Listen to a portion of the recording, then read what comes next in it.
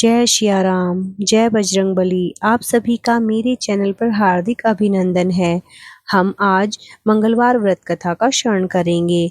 मंगलवार व्रत कथा भगवान हनुमान जी को समर्पित है और ज्येष्ठ माह आ चुका है और ज्येष्ठ माह के अंदर ये पहला मंगलवार पड़ रहा है प्रथम तिथि को, तो इसे बड़ा मंगल भी कहा जाता है या फिर इसे बुढ़वा मंगल भी कहा जाता है। बुढ़वा मंगल के पीछे एक प्रसंग छुपा हुआ है। इस प्रसंग के अनुसार एक बार भीम द्रौपदी के लिए फूल लेने गंधमादन पर्वत पर जा रहे थे। इस दौरान उन्हें रास्ते में हनुमान जी लेटे हुए मिल गए। भीम ने उन्हें एक साधारण वानर समझते हुए रास्ते से हटने को कहा। इस पर हनुमान जी बोले कि मैं अस्वस्थ हूँ और खड़ा नहीं हो सकता। इस पर भीमसेन को क्रोध आया और वह हनुमान जी से बोले कि तुम जानते हो कि मैं कौन हूँ? मैं कुरुवंश का वीर और कुंती का बेटा हूँ। तुम मेरे रास्ते से हट जाओ और मुझे आगे जाने दो। तब हनुमान जी बोले कि तुम मुझे लांग कर चले जाओ। तब भीमसेन ने कहा कि किसी को लांग कर जाना उचित नहीं होगा। तब हनुमान जी कहते हैं, हे वीर, शांत हो जाओ। अगर तुम मुझे लांग नहीं सकते तो मेरी पूंछ हटाकर मुझे एक ओर कर दो और आगे बढ़ जाओ।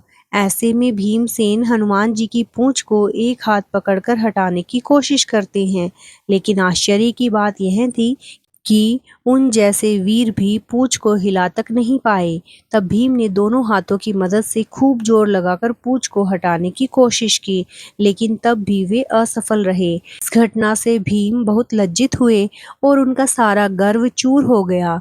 तब भीम नम्र होकर वानर से बोले कि मुझे क्षमा करें। तब हनुमान जी ने उन्हें अपने असली रूप से अवगत करवाया। इस पर भीम ने हनुमान को दंडवत प्रणाम किया और कहा कि मुझसे बढ़कर भाग्यवान कौन होगा जिसे साक्षात आपके दर्शन प्राप्त हुए। तब हनुमान जी ने भीम को यह आशीर्वाद दिया कि युद्ध के समय मैं तुम्हारे भाई अर्जुन के रथ पर उड़ने वाली ध्वजा पर विद्यमान रहूंगा। इसीलिए इस मंगलवार को बड़ा मंगलवार कहा गया है और बुढ़वा मंगलवार कहा गया है। तो चलिए अब सुनते हैं मंगलवार व्रत कथा। प्राचीन समय में कुंडलपुर नामक नगर था, जहाँ नंदा नामक एक ब्राह्मण अपनी पत्नी सुनंदा के साथ रहता था। ब्राह्मण दंपति धन धान्य से संपन्न थे, लेकिन उनके वंश को आगे चलाने के लिए उनके कोई संतान नहीं थी। इस वजह से ब्राह्मण हनुमान जी की पूजा अर्चना के लिए वन की ओर प्रस्थान कर गया। वहीं ब्राह्मण की पत्नी ने घर पर बजरंगबली की पूजा अर्चना करना शुरू कर दिया। ब्राह्मण की पत्नी प्रत्येक मंगलवार को व्रत रखती, शाम को भोग बनाकर हनुमान जी को अर्पित करती और फिर स्वयं ग्रहण करती। लेकिन एक दिन मंगलवार को कोई व्रत पड़ गया, जिसकी वजह से वह महावीर जी का व्रत नहीं रख पाई, जिसकी वजह से उसने भोजन नहीं बनाया और हनुमान जी को भोग भी नहीं लगाया और स्वयं भी भोजन ग्रहण नहीं किया। वह अपने मन में यह प्रण लेकर सो गई कि अगली मंगलवार को वह हनुमान जी को भोग लगाकर ही अन्न ग्रहण करेंगी।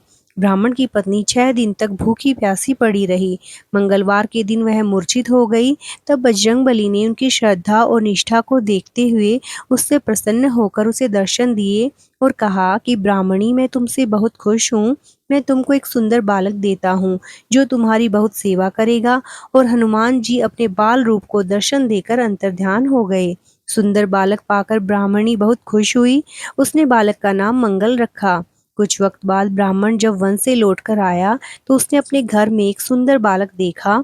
तो उसने अपनी पत्नी से पूछा कि यह बालक कौन है। पत्नी ने कहा कि मंगलवार को व्रत करने से प्रसन्न होकर महावीर जी ने मुझे बालक दिया है। पत्नी की बात सुनकर ब्राह्मण संतुष्ट नहीं हुआ और उसने मन में सोचा कि अपनी कुलटा व्यभिचारिणी अपनी कलुषिता को छुपाने के लिए बहाने बना रही है। एक दिन ब्राह्मण कुएं से पानी भरने चला तो उसने पत्नी से कहा, मंगल को भी साथ ले जाओ। ब्राह्मण बालक को अपने साथ ले गया, लेकिन जब वापस लौटा तो बालक उसके साथ नहीं था, क्योंकि पानी भरने के बाद मंगल को नाजायज मानते हुए ब्राह्मण ने उसे कुएं में डाल दिया। जब ब्राह्मण की पत्नी ने मंगल के बारे में पूछा तो ब्राह्मण जब तक कुछ बोलता तभी मंगल मुस्कुराता हुआ घर आ गया। उसको देखकर ब्राह्मण आश्चर्यचकित हुआ उसी रात्रि बजरंगबली ने ब्राह्मण को सौपन्न देते हुए कहा कि यह बालक मेरा बाल रूप है और तेरी पत्नी की भक्ति से प्रसन्न होकर मैंने उसे वरदान स्वरूप दिया है। तुम अपनी पत्नी को उल्टा क्यों कहते हो? यह सुनकर ब्राह्मण खुश हो गया और ब्राह्मण दंपति सुखपूर्वक अपना जीवन व्यतीत करने लगे। इसीलिए जो मनुष्य मंगलवार व्रत की कथा को पढ़ता या सुनता है और नियम से व्रत रखता है, उसके हनुमान जी की कृपा से सब कष्ट दूर होकर सर्व सुख प्राप्त होता है। बोलिए हनुमान जी की जय हो। अगर आपको ये व्रत कथा अच्छी लगी है तो कमेंट में जय श्री राम और जय बजरंगबली लिखना ना भूलें। और अगर आपको ये कथा पसंद आई है तो मेरे चैनल को लाइक, सब्सक्राइब और शेयर कीजिए। जय श्री राम, जय बजरंगबली। संकट मोचन हनुमान जी की कृपा आप सब पर हमेशा बनी रहे।